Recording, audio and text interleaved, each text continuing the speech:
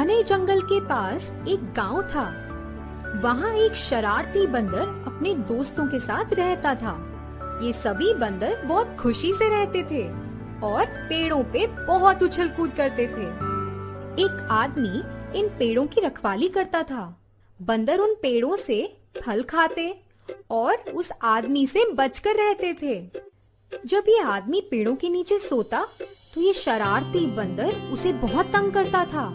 वह उस पे पत्तियां फेंकता था और उसे जगाने के लिए कई और प्रयास करता था। बंदरों की इस हरकत से वो आदमी अपनी नींद से उठ जाता था और उन्हें वहाँ से भगा देता था, मगर वो बंदर हमेशा बचकर ही रहे। एक बार उस शरारती बंदर ने सोचा कि हमेशा इन पेड़ों पे ही क्यों रहा जाए, हम पास के गांव में क्यों नहीं जाते। जैसे ही उसके दिमाग में ये ख्याल आया, वह बंदर उस गांव में चला गया और देखा कि सुबह के समय गांववासी तो घर से निकलकर काम पे जाते हैं और उसने उन खाली घरों में प्रवेश किया और जो भी खाना पड़ा था उसे खाना शुरू किया। उसने उस घर में बहुत हल्ला मचाया। अरे वाह, ये घर तो बिल्कुल खाली है। यहाँ तो मुझ पे नजर रखने वाला कोई भी नहीं है। ये घर तो उस जंगल से कहीं बेहतर है। मुझे अपने दोस्तों को जाकर ये बताना चाहिए और उन्हें भी ये दिखाना चाहिए। बंदर जल्दी से अपने दोस्तों के पास गया। अरे दोस्तों, तुम यहाँ पेड़ों पर कब तक रहोगे? पास ही में एक गांव है जहाँ पे सुबह के समय घर खाली रहते हैं। सभी गांववासी सुबह से शाम तक काम पर जाते हैं और जब तक वो घर पे नहीं आते, हम उस घर में बहुत मजे कर सकते हैं और जो हमको चाहिए खा भी सकते हैं। अरे वाह, क्या हम वो सब कर सकते हैं जो हमें करना है? हम कुछ भी खा सकते हैं क्या? हाँ हाँ, अरे तुम चलो तो फिर देखना। जैसे ही उस शरारती बंदर ने अपने सभी दोस्तों को ये बताया, सभी उसके पीछे पीछे उस गांव में चले गए। उसी समय सभी गांववासी काम के लिए निकल रहे थे। वो बंदर उस गांव में अकेले थे और उन पे नजर रखने वाला कोई भी नहीं था। चलो दोस्तों, अब घरों में चलते हैं। उस शरारती बंदर के पीछे पीछे सारे बंदरों ने घरों में प्रवेश किया। उन्हें जो मन चाहा उन्होंने खाया और घर में बहुत हल्ला मचाया।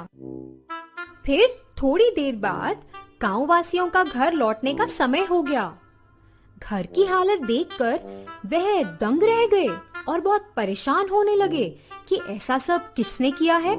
फिर क्या, उन्हें तो पता ही नहीं था ऐसा किसने किया और रोज की तरह वे अपने काम पर चले गए। ये बंदर उनके जाने के बाद घरों में चले जाते, जो उनको मन करता वह खाते और चीजें इधर उधर फेंकते। उन्होंने घर में बहुत उछल कूद की। फिर एक दिन बबलू नाम के एक बच्चे ने इन बंदरों को घर में घुसते देखा।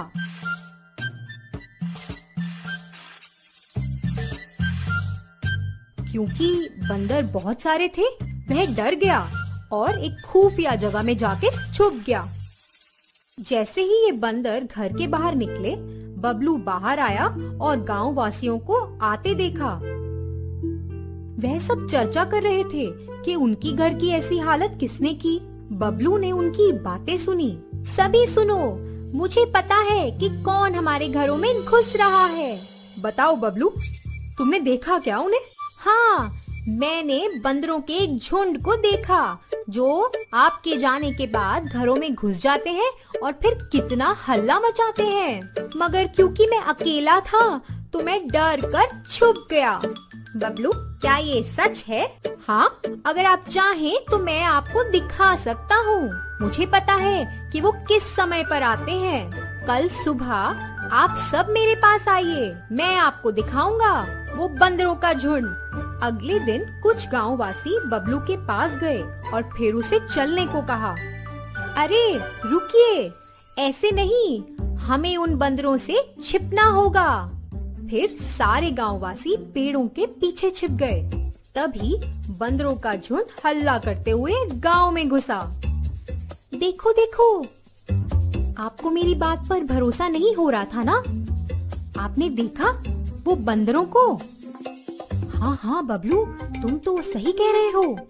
बबलू के साथ सभी गांववासी वहाँ खड़े रहे और उन बंदरों को गांव में आते देखा। उन्होंने एक बड़ा लाल मुंह वाले बंदर को देखा जो सभी बंदरों को अपने साथ लेकर आ रहा था।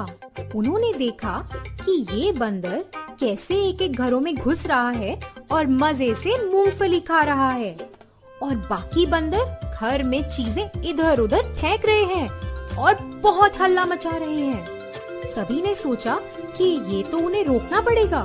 फिर उन्हीं में से विनोद नाम के एक गांववासी ने, देखो सभी सुनो, मेरे पास एक उपाय है। अगर हम ऐसा करेंगे तो वो बंदरों के सरदार को हम पकड़ सकते हैं, और जब हम उसे पकड़ लेंगे तो बाकी बंदर डर के मारे यहाँ कभी वापस नहीं आएंगे। हाँ हाँ, तो बताओ विनोद, क्या है तुम्हारा उपाय? हम तो इन बंदरों से बहुत परेशान हो गए हैं। आप सभी जाएं और मुझे पतली गर्दन वाले 2 मटके मूंगफली से भरकर ला कर दें। गांववासियों ने विनोद की बात मानी और उसे 2 पतली गर्दन वाले मूंगफली से भरे मटके ला कर दिए। विनोद ने उन मटकों को लिया और कहा कि हमको इन्हें ऐसी जगह पे रखना है जहाँ बंदर इन्हें देख सकें, और जैसे ही बंदर गांव में आएंगे हमें दूर रहकर ये सब देखना पड़ेगा।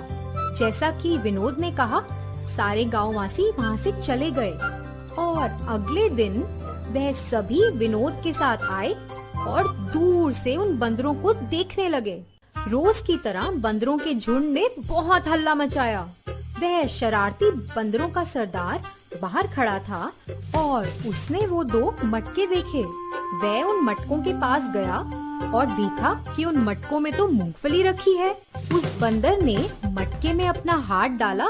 उसने अपना हाथ मूंगफली से भर लिया था, और क्योंकि उस मटके की गर्दन बहुत पतली थी, उसने अपना हाथ बाहर निकालने की बहुत कोशिश की, मगर कर न सका। उसी बीच बाकी के बंदरों ने गांव वासियों को उनकी ओर आते देखा। उन्होंने चिल्लाना शुरू किया और सबको भागने को कहा। वह भागते हुए उस शरारती बंदर के पास आए और उसे वहाँ से जाने को कहा, मगर उस बंदर का हाथ तो मटके में फंस चुका था और वो तो वहाँ से हिल भी नहीं पाया। और तभी सारे गांववासी वहाँ पहुँच गए। सभी गांववासियों ने उस बंदर के सरदार को घेर लिया और बाकी के बंदर वह देख के डर गए और वहाँ से भाग निकले। बेचारा बंदर सोच में पड़ गया, अरे मैं तो कितना लालची था कि इन मूंगफलियों के चक्कर में फंस गया। अब तो मैं इन गांव वासियों के साथ फंस चुका हूँ। विनोद के इस उपाय को सभी गांव वासियों ने बहुत सराहा। उन्हें अब पता था कि इसकी वजह से अब वो बंदर कभी वापस गांव में नहीं लौटेंगे।